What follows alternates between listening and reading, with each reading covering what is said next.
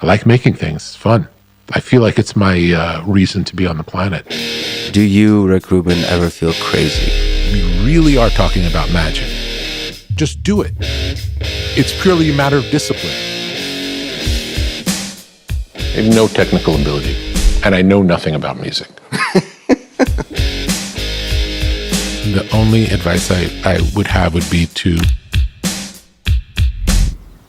I love esoteric ideas, but if they don't come with real physical world applications, I tend to lose interest really fast, which is why I love this side of Rick Rubin. There are a lot of talented people who never make it because they don't have the work ethic to make it. It's not just talent. Like, talent's a piece. And you could argue for some people, the work ethic trumps the talent. It's purely a commitment. Commit to it and just do it. It's purely a matter of discipline. You could do anything you commit to. I usually see hard work as the attempt... Oh, butterfly. I usually see hard work as the attempt to impose my will through action, to have an intention and to work towards that intention. But when it comes to our best work, Rick says that intention is not the way. It doesn't happen through intention. It happens more by accident. While you're planning something else, it comes upon you and you recognize it in the moment. You know, I believe we're vehicles for information that when it's ready to come through, it comes through. And the people who have good antennas pick up the signal. It seems as though we've run into a bit of a contradiction here, Mr. Rick Rubin. On one hand, you're saying it's commitment and discipline and work ethic, but on the other, you're saying ideas will come when they're ready, that we're just kind of channels, and that when it's time, it's time. And that perspective can tickle my own sense of like lazy complacency, like, oh, I'll just kind of wait around and do nothing until it's time for the idea to flow through. But with more thought, I don't think this is a contradiction. I don't think this is a philosophy of complacency or laziness. I think this just points to a type of hard work that we're not used to talking about. It seems to be the case with many artists, a desire for nurturing their internal life. And if the goal is to nurture our internal life, it invariably leads to sacrifices. Understanding how you feel in the face of other voices without second-guessing yourself is probably the single most important skill set to develop as an artist, is to know how you feel and own your feelings. Really paying attention to what's going on in you and noticing what are the things that really light you up, what are the things that take your breath away. And it could be in music, but it could be in nature, it could be anywhere. Tune into that feeling of, I would call it awe.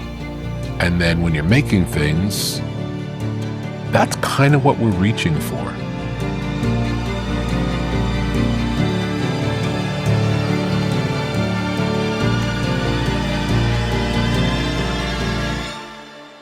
Should we spend 2 minutes eyes closed meditating before we start? Just Sure. to like really get here? Sure. Okay. Let's do that. Does meditation help you creatively? It clears the distractions. Say the distractions can get in the way with a direct connection to the creative force.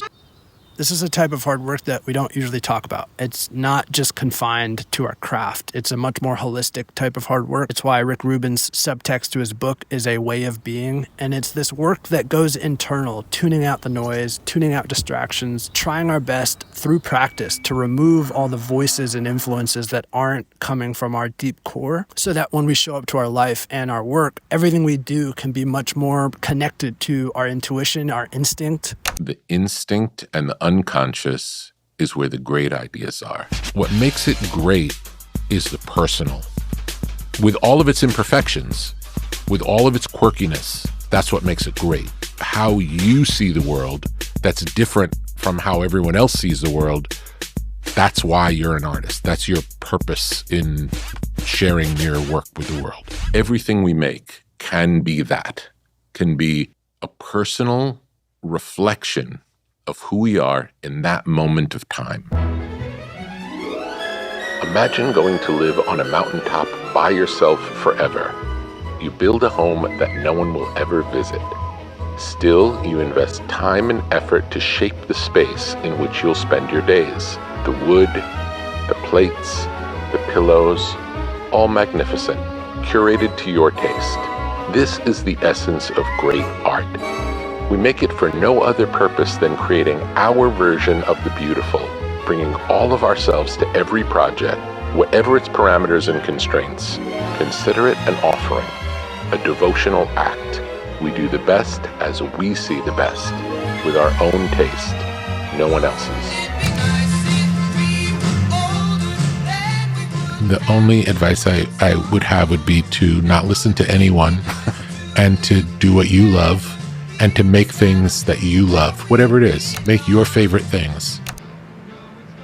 To do this work, we need to be committed and disciplined and hardworking, but we also need to be open and receptive and in the listening. These worlds can seem different, but again, I think this is the wisdom of Rick Rubin's teachings, that these two are the same thing, that we need to be committed and disciplined to not only the work itself, but also everything that lies outside of the work, the internal work, because the more we can remove the distraction and the noise, the more we're able to show up to everything in our life, our work and beyond, from that place of like centeredness and self-understanding. You know, I want to be more like Rick. I want to know what I like, and I want to be decisive in my direction towards that. I know nothing about music. You must know something. Well, I know what I like and what I don't like.